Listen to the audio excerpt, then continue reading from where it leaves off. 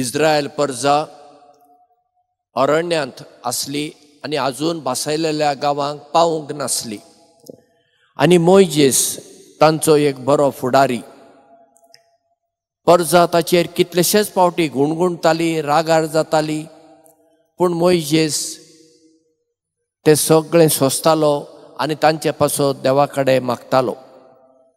इतलो बरो फुडारी मोइजेस आनी तसले फुडारी आमकां जाय. आयच्या वाचपांत आमी आयकलें मोइजेस पर्जेक म्हणटा सगळ्या तुमच्या काळजान तुमच्या मनान आनी आत्म्यान सर्वेस्पराची सेवा करात, ताचो मोग करात. भासायलेल्या गांवांक तुमी पावतल्यात थंयसर तुमी सर्वेस्परा देवाची मात भिरान धरूंक जाय, ताची एकल्याची मात सेवा करूंक जाय.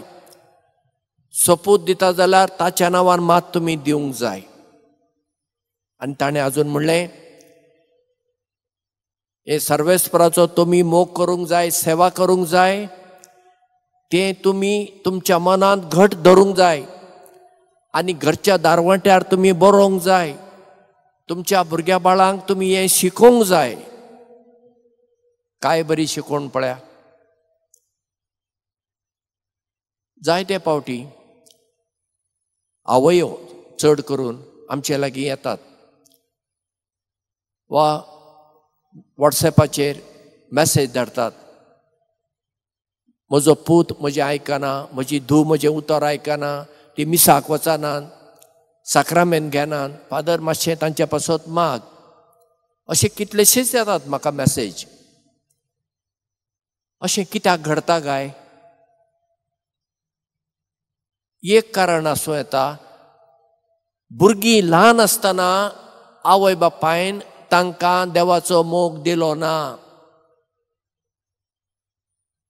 आमच्या घरांत सगळें आसा, रजार मागणें आसा वय. ल्हान तान भुरग्यांक जर ते आमी ती संवय केलोली घरांत रजार मागणें करूंक जाय. तूं मिसाक येतना भुरग्याक घेवन ये, तुजे कुशीन दवर, दिमी घालूंक लाय, उबें रावतना उबें रावंक लाय, बसतना बसूंक लाय.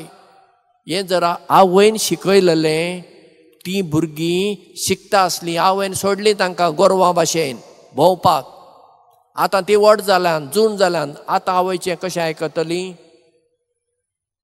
जायते फावटी आमच्या आवयो जबाबदार भुरगीं वांकडे वाटेर वचूंक. हांव म्हणना फकत आवय जबाबदार अशें म्हणना. एकदां अशें आसा आवय बरी भक्तिवंत मनीस पूण भुरगीं मागीर वांकडे वाटेर गेल्या, ती गजाल वेगळी. जशें मोइजेसान पर्जेक शिटकावणी दिली तशें आवयन ल्हान पासून भुरग्यांक शिकोवंक जाय. तेन्ना भुरगीं देवाचे भिरांतीन वाडटलीं. आनी हें आमी करूंक तयार ना.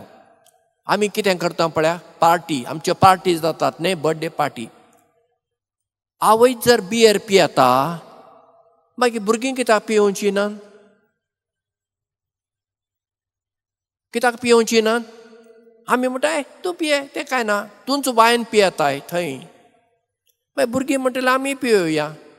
पयलें वायन सुरू जाता, मागीर बियर सुरू जाता आनी मागीर whisky, red label, black label, gold label असलें वाडता मागीर.